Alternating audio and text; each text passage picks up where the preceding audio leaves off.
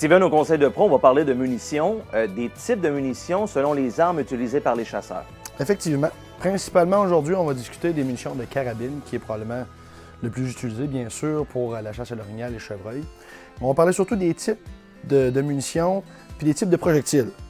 Ce qui est le plus important, dans le fond, c'est selon l'usage qu'on va faire. Plus le gibier va être avec une peau tendre, plus on va utiliser une munition avec le bout mou. Plus on va aller vers un gibier que la peau est dure, plus on va avoir un boulet qui va être dur, justement pour compenser, pour qu'il y ait un bon impact et une bonne exploitation du boulet. J'ai amené ici quelques compagnies, bien sûr, il y en existe encore là des milliers, mais pour ne pas les nommer, là, Fédéral, on a Barnes, Norma, Sako, on a aussi un petit peu d'Ornadé et Winchester. Donc, à la base, on va parler d'un boulet qu'on appelle le type soft core, donc bout mou. C'est une enveloppe dans le fond de cuivre, qui est à l'intérieur, on a coulé du plomb.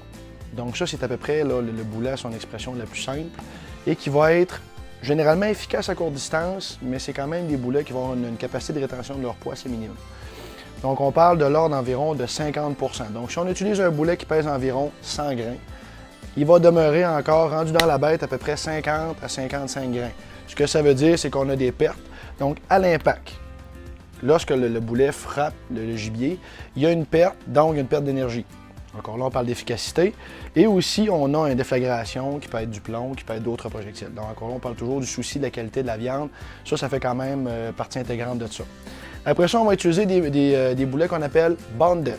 Bonded, ça veut dire que l'enveloppe de cuivre et le plomb ont été chimiquement fusionnés un à l'autre par un procédé.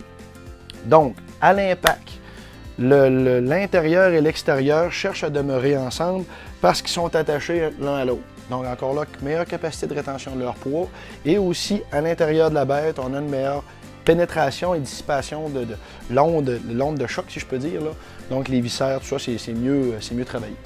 Et après ça, la venue aujourd'hui des munitions sans plomb. Donc on appelle copper. Des munitions sans plomb qui ne contiennent aucun plomb à l'intérieur. Encore là, par souci de qualité de la viande et par souci aussi pour l'impact. Par contre, le petit hic de cette munition-là, c'est que c'est extrêmement dur à faire une ouverture propre parce que, justement, le plomb, lui, ça demeurait un peu le coussin dans le boulet qui permettait de faire une belle expansion. Encore là, on a plusieurs types de munitions. Chaque compagnie va avoir une propriété propre à elle. Je prends, en l'occurrence, ici, Barnes. Je ne suis pas vendu à une marque plus qu'un autre, mais celle-ci a un procédé un petit peu différent.